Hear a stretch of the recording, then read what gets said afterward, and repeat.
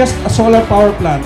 M-Green Bungabon Solar is about creating opportunities, reducing our carbon footprint, and setting a new standard for renewable energy initiatives in our country. As we stand at the forefront of this renewable energy revolution, let us take pride in the progress we have made and the future that lies ahead of us.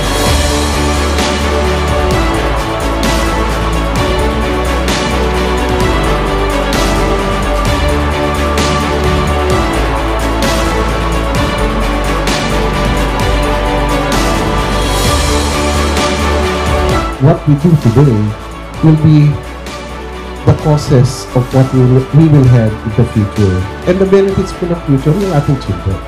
So atin kung ano, in fact, we're just preparing what is due to them.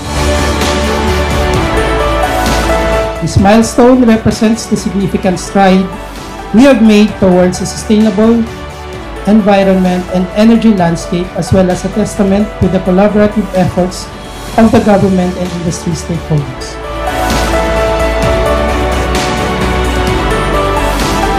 The inauguration of this 19.8 megawatt AC Bungabon Solar Power Project is not just a testament to technological progress, but also a clear manifestation of our collective commitment to advancing renewable energy development in the Philippines.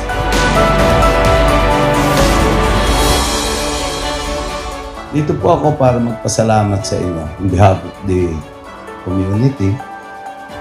Kasi po, matagal din namin gustong magkaroon ng mga ganitong investment sa aming bayan because this will really boost the town's economy. Pero I just want you to know that your local government unit is a real partner of development. And I want you to be a part of me and I want me to be part of you. Lahat po tayo.